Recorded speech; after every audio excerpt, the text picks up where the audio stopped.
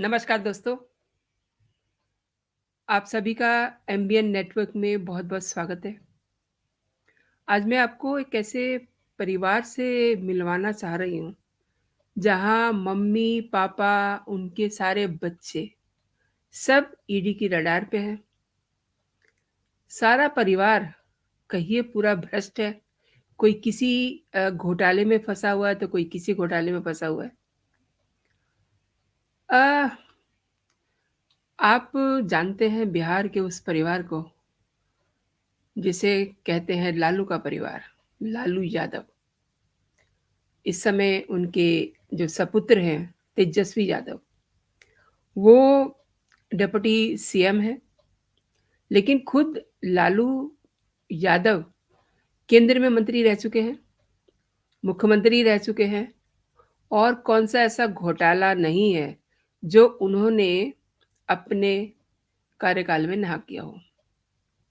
उनके घोटालों की लिस्ट इतनी लंबी है, लेकिन कुछ कुछ चीज़ें मैं आपको दिखा देती हूँ, जो उन्होंने अपने टाइम में की और फिर उनकी जाँच होती है। जाँच कब शुरू होती है? ज़रा उसकी भी टाइमलाइन देखते हैं। 18 मई 2022 को सीबीआई ने 16 नामज़द समेत कई अन्य पे मामला दर्ज किया था और 20 मई को बिहार और दिल्ली के 16 ठिकानों पर एक साथ छापेमारी की थी। ये सब देखिए कब होना शुरू हुआ और कब के घोटाले हैं ये। ये 95 के बाद के घोटाले हैं, लेकिन इनकी जाँच कब शुरू होती है? 27 जुलाई को 2022 को लालू यादव के करीबी भोला यादव को गिरफ्तार किया गया। उसके बाद 7 मार्च 2023 को लालू यादव से सीबीआई ने पूछताछ की। 10 मार्च को 2023 को सीबीआई के बाद ईडी दिल्ली, बिहार और यूपी के 15 ठिकानों पे छापेमारी करती है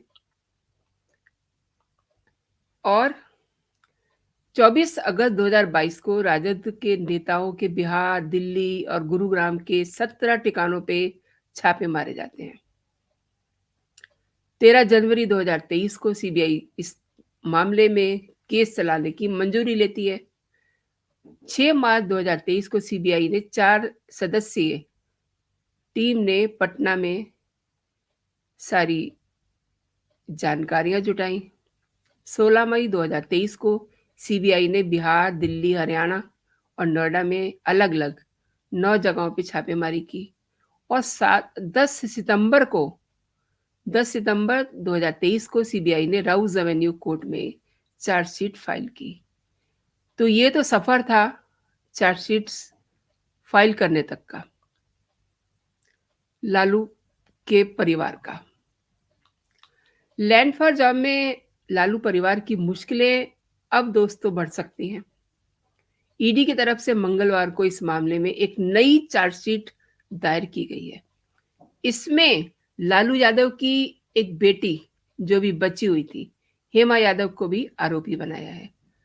मैं आपको लैंड फॉर जॉब के जो इससे पहले के आरोपी हैं, मैं उनको दिखाती हूँ। इसमें लालू यादव हैं, राबड़ी देवी हैं, मीसा भारती हैं, तेजस्वी यादव हैं।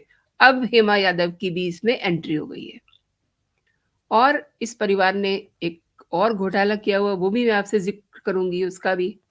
लेकिन ईडी ने नई सप्लीमेंट्री चार्जशीट में हेमा यादव के अलावा राबड़ी देवी, मीसा भारती, अमित कात्याल, हृदयानंद चौधरी समेत कुल 7 लोगों को आरोपी बनाया है और इसमें 2 कंपनी भी शामिल है, जिनका नाम फिलहाल अभी छिपा के रखा गया है। ईडी की तरफ से ये चार्जशीट दिल्ली के राउज एवेन्यू की विशेष कोर्ट में दायर की गई है और कोर्ट की तरफ से ईडी को चार्जशीट की ई कॉपी भी फाइल करने का आदेश दिया गया है। अब इस मामले में 16 जनवरी को सुनवाई होनी है, यानी कि इसी महीने, और इस कार्रवाई को बीजेपी के प्रवक्ता अरविंद सिंह ने संवैधानिक प्रक्रिया बताया है।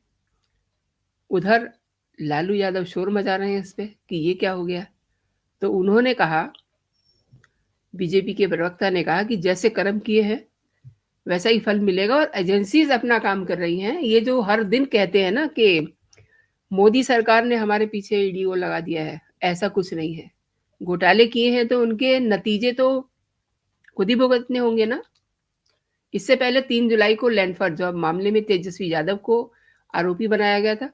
इस केस में तेजस्वी के अलावा 17 और लोग भी शामिल हैं। इसमें आरजेडी सुप्रीमो लालू प्रसाद यादव और उनकी पत्नी यानी कि पूर्व सीएम राबड़ी देवी के साथ कई कई नए बिचौलियों के नाम को भी शामिल किया गया है। और इस मामले में फिलहाल पूरा लालू का परिवार जमानत पे है और इनकी सुनवाई राउज एवेन्यू कोर्ट में चल रही है। आपको मैं बताऊं आपकी जानकारी के लिए कि लैंड फॉर जॉब मामले में सीबीआई की तरफ से पहली चार्जशीट 7 अक्टूबर 2022 को दाखिल की गई थी। इसमें लालू यादव, राबड़ी देवी, उनकी बेटी मीसा भारती समेत 16 लोगों को आरोपी बनाया गया था। लालू, राबड़ी और मीसा को इसमें जमानत मिल गई। लालू यादव को तो हेल्थ ग्राउंड पे इस समय जमानत मिली हुई है। अच्छा, अमित कात्याल जो हैं, उनको लालू परिवार का बहुत करीबी माना जाता है। लैंड फॉर जॉब मामले में ईडी ने कात्याल को 10 नवंबर, ये जो अभी गया है 2 महीने पहले, 10 नवंबर 2023 को अरेस्ट किया था। तब से हिरासत में है और उसी पूछताछ का यह नतीजा है कि ईडी ने दोबारा कात्याल के भी कई ठिकानों पे छापे मारे और लालू यादव के भी कई जगहों पे छापे मारे। ईडी के अनुसार कात्याल राजद प्रमुख के करीबी सहयोगी होने के साथ साथ एके इंफोसिस्टम प्राइवेट लिमिटेड के निर्देशक भी हैं।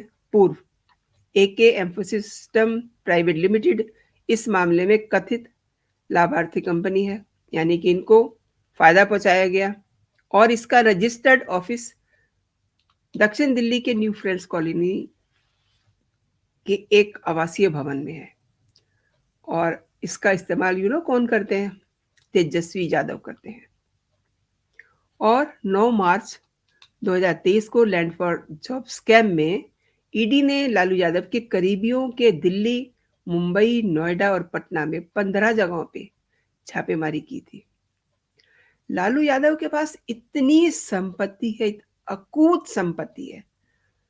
कौन सा ऐसा बड़ा शहर नहीं है, मेट्रोपॉलिटन शहर नहीं है, जहां पर उनकी प्रॉपर्टी नहीं है, जहां पर उनका पैसा नहीं छिपा हुआ। मुंबई, दिल्ली, नोएडा, पटना, सब बड़े शहरों में छापेमारी की जद में लालू यादव की 3 बेटियां हेमा, रागिनी और चंदा भी थी। इनके दिल्ली और नोएडा और गाजियाबाद के घर में छापेमारी की गई थी। छापेमारी के बाद ईडी की टीम ने ये बताया था, ये डिस्क्लोज किया था कि लालू के समधी के घर 16 घंटे तलाशी चली। मतलब लालू के समधी के घर भी 16 घंटे तलाशी चलती है और तलाशी के बाद 3 बड़े बॉक्स में ईडी यहां से डॉक्यूमेंट ले गई थी। ये डॉक्यूमेंट लालू के समधी जितेंद्र यादव के गाजियाबाद के रेजिडेंस से जब्त किए गए थे। अब आप ये देखिए कि लालू यादव खुद किन किन घोटालों में फंसे हुए हैं। सबसे पहले तो लैंड फॉर जॉब में ही है ये,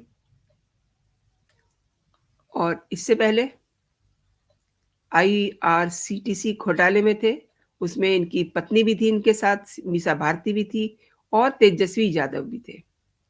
और सबसे जो इनका बड़ा घोटाला था जिसमें ये जेल की हवा खा के आए हैं, वो है चारा घोटाला। चारे घोटाले में इन्होंने क्या कुछ नहीं किया।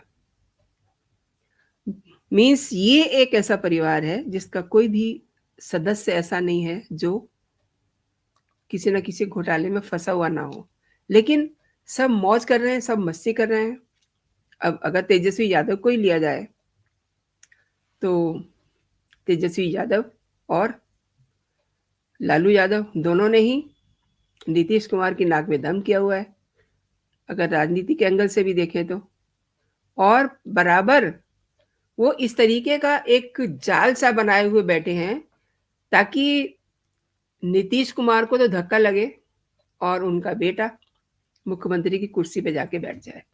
इस तरीके के माहौल बनाने में लालू यादव लगे हुए हैं। लेकिन ये जो चीजें सामने आ रही हैं, ये जो नई चार्जशीट फाइल की गई है, इससे लालू यादव के सारे सपने ध्वस्त होने वाले हैं। और लोकसभा चुनाव 2024 का, उसमें जो मंसूबे उन्होंने बनाए हुए हैं, कम से कम तेजस्वी यादव को लेकर के, वो तो उनके पूरे होते दिखाई नहीं दे रहे हैं। जिस तरीके से तेजस्वी यादव उस घर का इस्तेमाल कर रहे हैं जहां पर एके एम्फोसिस प्राइवेट लिमिटेड का ऑफिस है, उसको Tejashwi Yadav as a residency use कर रहे हैं। अच्छा, लालू यादव ने अपना बीमारी का ग्राउंड दे करके इस समय जमानत ली हुई है, लेकिन आप देखिए फिर से वो बड़े चौड़े होके कहते हैं कि अब मैं बिल्कुल ठीक हूँ, अब मैं चुनाव भी लड़ सकता हूँ, अब मैं राजनीति में भाग ले सकता हूँ। ये उन्होंने अपनी जो इंडिया अलायंस की पहली बैठक हुई थी जून में पटना में, उसमें उन्होंने डिस्क्लोज की थी ये बात, और तब उन्हें जमानत नहीं मिली थी। उनको हेल्थ इश्यूज के कारण जमानत मिली हुई है, लेकिन अक्सर अक्सर उनकी बैडमिंटन खेलते हुए, आइसक्रीम खाते हुए उनके फोटोग्राफ्स आप सोशल मीडिया पे देख सकते हैं। और जब पहली बैठक इंडिया अलायंस की हुई थी, तो उसमें तो उन्होंने खुल्लम खुल्ला ये कहा था कि अब वो बिल्कुल फिजिकली फिट हैं, राजनीति में हिस्सा ले सकते हैं, चुनाव भी लड़ सकते हैं। हालांकि चुनाव लड़ना बड़ी दूर की बात है, लेकिन हाँ, उन्होंने ये बात कही कॉन्फिडेंटली। और इस समय लालू यादव का पूरा फोकस तेजस्वी यादव पे है, ताकि ये जो घोटाले किए हुए हैं, अगर तेजस्वी यादव कम से कम मुख्यमंत्री बन जाए बिहार के, तो कुछ सपोर्ट हो जाएगी उनके पूरे परिवार को, क्योंकि एक भी उनके परिवार में ऐसा शख्स नहीं है जिसका दामन दागदार ना हो, जो घोटाले में ना फंसा हुआ हो।